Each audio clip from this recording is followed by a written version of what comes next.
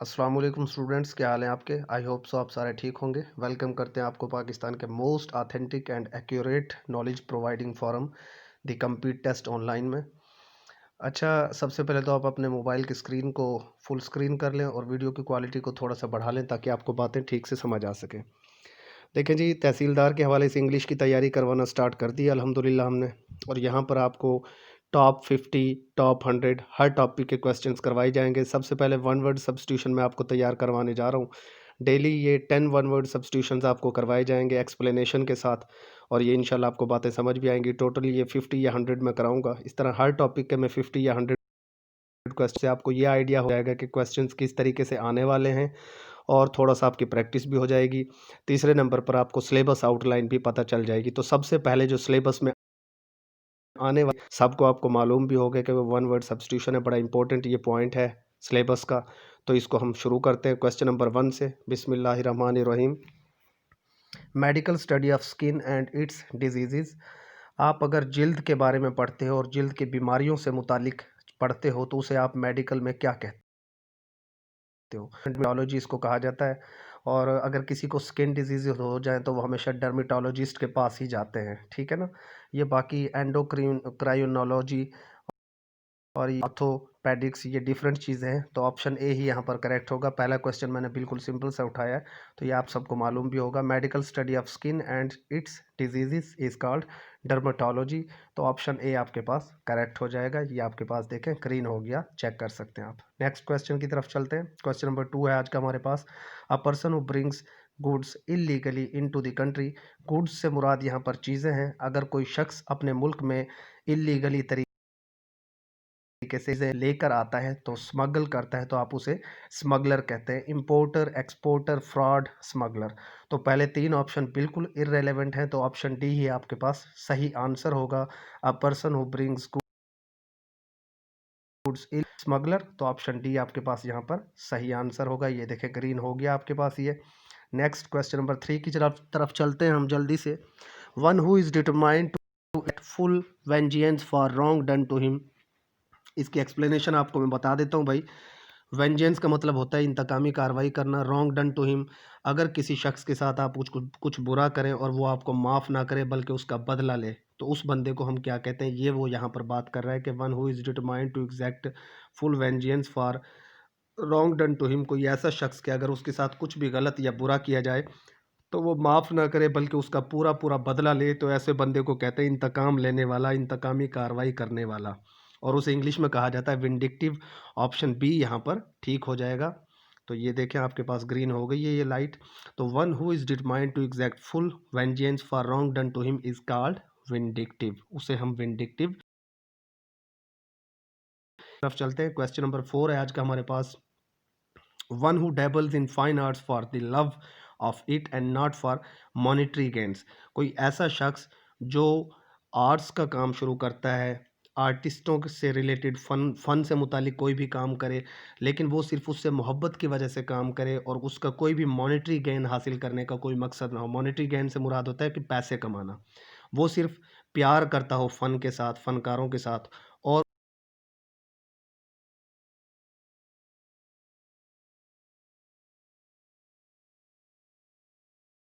उसका sure. Option B यहाँ पर ठीक हो जाएगा आपका। ये ग्रीन लाइट ऑन हो गई। One who dabbles in fine arts for the love of it and not for monetary gains. अगर कोई शख्स फ़न का काम सिर्फ उससे मोहब्बत की वजह से करे, ना कि पैसे कमाने की गर्ज से, तो उसे एमेच्योर कहा जाता है। ठीक है जी। नेक्स्ट क्वेश्चन की तरफ चलते हैं। क्वेश्चन नंबर 5 है आपके पास। An expression of mild disapproval. Mild disapproval के एक्सप्रेशन को, इजहार को क्या कहते हैं। Now what is mild disapproval students. Mild disapproval से मुराद ये है कि आप किसी शख्स से किसी काम की बात करते हैं, अपनी कोई बात मनवाने का कहते हैं, अपनी कोई राय देते हैं, और सामने वाला बंदा उसे धीमे अंदाज में, बड़े ही मीठे अंदाज में आपकी बात को, आपकी रिक्वेस्ट को अगर रद्द कर दे, तो उसे कहते हैं मिल्ड डिसअप्रूवल। यानी कि किसी की बात को मीठे या धीमे अंदाज में रद्द कर देना मिल्ड डिसअप्रूवल कहलाता है, और इसको इंग्लिश में कहा जाता है रीप्रूफ। ऑप्शन डी यहाँ पर करेक्ट होगा, REPROOF, रिप्रूफ। मिल्ड डिसअप्रूवल या किसी को धीमे अंदाज में किसी की बात को रद्द कर देना रिप्रूफ कहलाता है। ऑप्शन डी यहाँ पर हमारे पास ठीक जवाब होगा, ये आप चेक कर सकते हैं। चलते हैं नेक्स्ट क्वेश्चन, क्वेश्चन नंबर 6 की तरफ। रेडी टू बिलीव, कोई ऐसा शख्स जो आपकी हर बात पर यकीन करने के लिए तैयार हो, ऐसा शख्स जिसे आप बड़ी आसानी से पर यकीन कर ले, भरोसा कर ले, तो ऐसे बंदे को हम मासूम, भोला भाला और सीधा साधा इंसान कहते हैं। तो यहाँ पर आप देख सकते हैं ऑप्शन ए, बी, सी और डी में यकीनन ऑप्शन ए, अगर आपकी वो कैब थोड़ी सी भी स्ट्रॉन्ग है तो आपको पता होगा कि सीधा साधा या भोले भाले मासूम आदमी को रहता है। ऑप्शन ए यहाँ पर आपका ठीक होगा। ऑप्शन बी पर कुछ लोग जा रहे होंगे क्रेडिबल पर, तो भाई क्रेडिबल का मतलब तो वो चीज़ होती है जिसके ऊपर आप यकीन कर सके, काबिले यकीन बात, ना कि यकीन करने वाला। यकीन करने वाला और यकीन करे किए जाने वाली बात, इन दोनों बातों में फ़र्क है। ठीक है, तो ऑप्शन ए आपके पास ठीक, क्रेडुलस यहाँ पर आपका ठीक जवाब है। चलते हैं नेक्स्ट क्वेश्चन, आज के क्वेश्चन नंबर 7 की तरफ। A person who tries to deceive people by claiming to be able to do wonderful things, कोई ऐसा शख्स जो लोगों को धोखा देता हो ये कहकर के वो बड़ी ही वंडरफुल और बड़ी ही अजीबो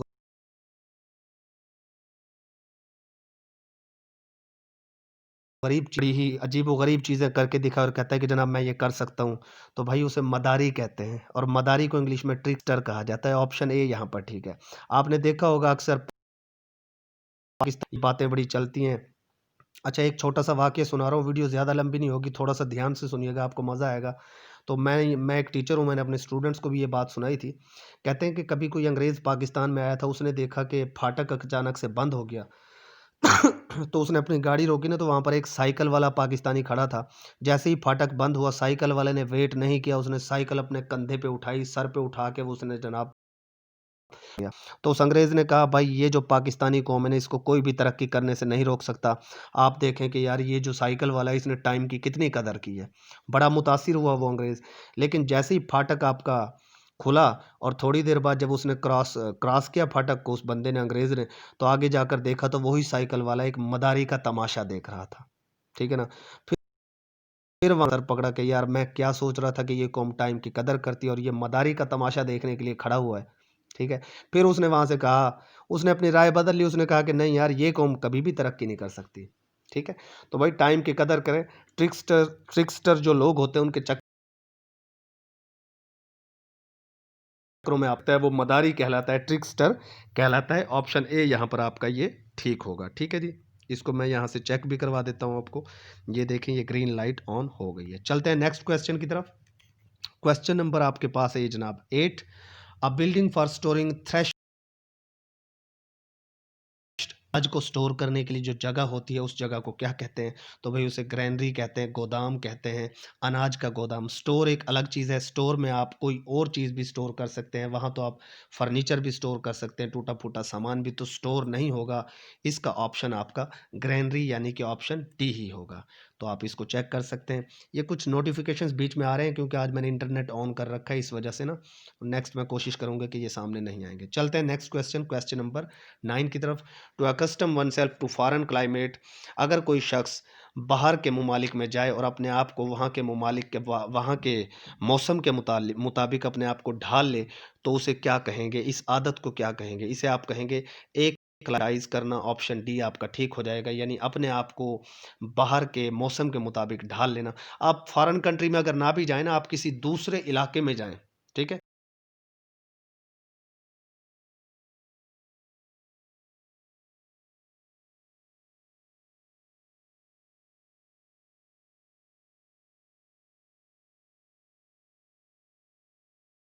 उससे थोड़ा-सा मुतासिर हो सकता है। लेकिन वक़्त गुज़रने के साथ-साथ वो एक्स्टम्ड हो जाता है, उसके मुताबिक अपने आप को ढाल लेता है, आदी हो जाता है उस क्लाइमेट का। तो इस आदी होने को कहा जाता है, डी यहाँ पर आपका करेक्ट आंसर होगा। ये चेक कर सकते हैं आप, ये ठीक हो गया। चलते हैं आज के लास्ट क्वेश्चन, क्वेश्चन नंबर 10 की तरफ। To take secretly in small quantities, थोड़ी-थोड़ी चीज़ों को चुरा कर तो कहलाएगा नहीं, रॉबरी तो डाके को कहते हैं। और डाका डालने वाला कभी भी आपसे थोड़ी सी चीज़ चुरा कर नहीं ले जाएगा, वो तो सारी की सारी लेकर जाएगा। ऑप्शन सी को अगर आप देखें तो थेफ्ट, चोरी, चोर भी थोड़ी सी चीज़ लेकर नहीं जाता, वो भी ज़्यादा लेकर जाता है। डिफॉल्केशन भी एक अलग चीज़ है। तो ऑप्शन बी ही हमारे पास बचता है, जो है पिलफरेज। और पीछे हमने ग्रैनरी यानी गोदाम के बारे में पढ़ा।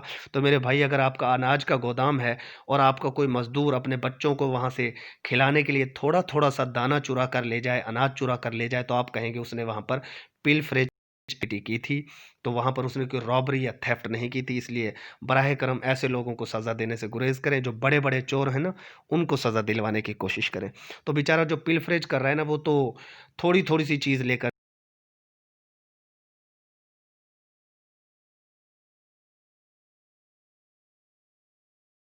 जा रहा है। जस्ट मैंने एक बात की थी, गुनाह बहरहाल गुनाह ही है, लेकिन फिर भी ये छोटा गुनाह है। ठीक है, आई होप सो कि आपको ये पिलफरेज वर्ड समझ आ गया होगा।